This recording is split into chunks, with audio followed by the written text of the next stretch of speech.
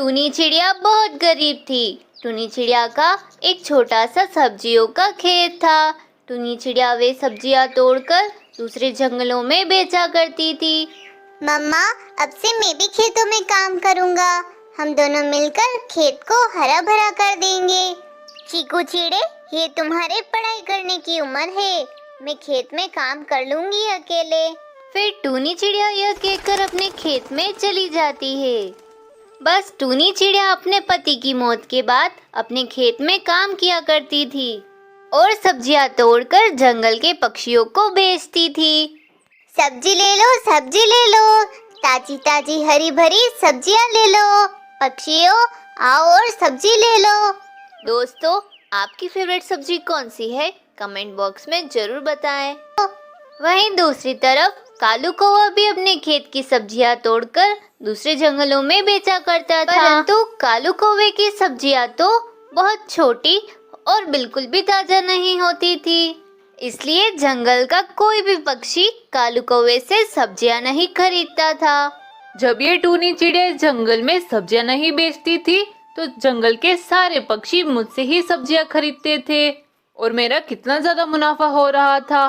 परंतु जब से ये टूनी चिड़िया आई है, सारे पक्षी टूनी चिड़िया की ही सब्जियों को खरीदते हैं। इस टूनी चिड़िया की वजह से मेरी किस्मत पर तो ताला लग गया।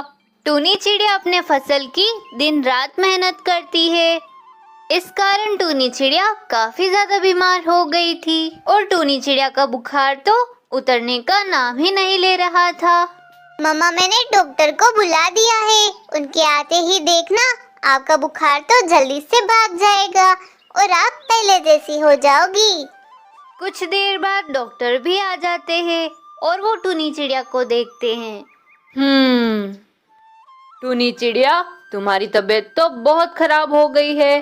तुमने दिन रात अपने खेत में मेहनत की है, इस कारण तुम्हें बहुत कमजोरी हो गई है। चीकू चिड़े, अब तुम्हारी मम्मा को कुछ दिनों तक खेत में काम नहीं करना चाहिए। अरे डॉक्टर जी, अगर मैं अपने खेत में काम नहीं करूंगी तो हमारा घर खर्च कैसे चलेगा? मम्मा, अब आपका चीकू चिड़ा बड़ा हो गया है। अब मैं खेत में काम करूंगा।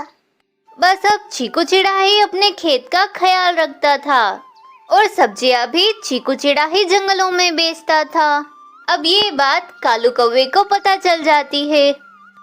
रानी कवि, चीकू चिड़ा तो अभी तक इतना बड़ा भी नहीं हुआ है। हम अब उसे आसानी से बेवकूफ बना सकते हैं। हाँ कालू जी, हम चीकू चिड़े को बड़ी सब्जियों का लालच देकर उसके सब्जियों में केमिकल मिलवा देंगे, जिससे उसकी सारी सब्जियां खराब हो जाएगी और जंगल के सारे पक्षी हमसे ही सब्जियां खरीदेंगे। बस फिर रानी कवि चीकू चिड़े के पास जाती है। अरे चीकू चिड़े, न जाने मुझे तुम्हारी सब्जियां बहुत छोटी छोटी लग रही है। तुम्हारी मम्मा जब खेतों में काम करती थी तब ये सब्जियां कितनी बड़ी हुआ करती थी। नहीं नहीं रानी आंटी, मेरी सब्जियां तो बहुत बड़ी बड़ी है। आपको गलत लग रहा है। चीकू चिड़े देखो, ये तुम्हारी आंटी क्या लाई है।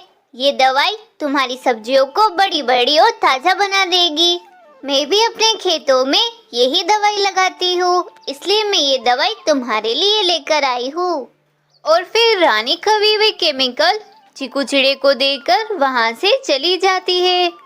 अब चीकू चिड़ा अपनी सब्जियों में वे केमिकल वाला स्प्रे करने लग जाता है। अरे चीकू चिड़े, तुम्हारी सब्जियां तो बहुत कड़वी होती है। कल मेरे पति ने मुझे डांटा कि ये सब्जियां तुम कहाँ से लेकर आई हो और तुम्हारी वजह से मेरे पति से झगड़ा हो गया। अब मैं तुम्हारी सब्जियां कभी नहीं लूंगी। इस तरह जंगल के सारे पक्षी चीकू चिड़े से सब्जियां लेना बंद कर देते हैं। अरे चीकू चिड़े, क्या बात है? तुम इतने उदास क्यों बैठे हो यहाँ पर?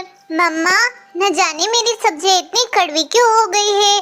अब जंगल का कोई भी पक्षी मेरी सब्जियां नहीं खरीदता।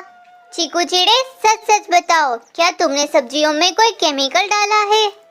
हाँ मम्मा, रानी आंटी मुझे एक दवाई देकर गई थी और कह रही थी अगर मैं ये दवाई अपनी फसलों में डालूंगा तो मेरी सब्जियां बहुत बड़ी बड़ी हो जाएगी। अरे चीकू चिड़े, केमिकल तो सब्जियों को खराब कर देता है और ये रानी कवि तो शुरू से ही हमारी सब्जियों से जलती है, इसलिए ये केमिकल उसने तुम्हें दे दिया। अच्छा हुआ मैं यहाँ पर आ गई, वरना हमारे खेत का बहुत बुरा हाल हो जाता। बस अब दोबारा से चीकू चिड़िया और टूनी चिड़िया अपने खेत में काम करने लग गए थे। कुछ ही दिनों में टूनी चिड़िया का खेत वापस अच्छा हो जाता है। बस अब सारे पक्षियों को ये बात पता चल जाती है कि टूनी चिड़िया की सब्जियां फिर से अच्छी हो गई है। इस कारण सारे पक्षी टूनी चिड़िया से ही सब्जी खरीदने लगे थे। वहीं दूसरी तरफ रानी कौवी और कालू कौवा यह देखकर बहुत परेशान हो जाते हैं, क्योंकि उनका धंधा पूरी तरह से चौपट हो गया था। दोस्तों, अगर आपको मेरी वीडियो पसंद आई हो तो वीडियो को लाइक और चैनल को सब्सक्राइब करना मत भूलना।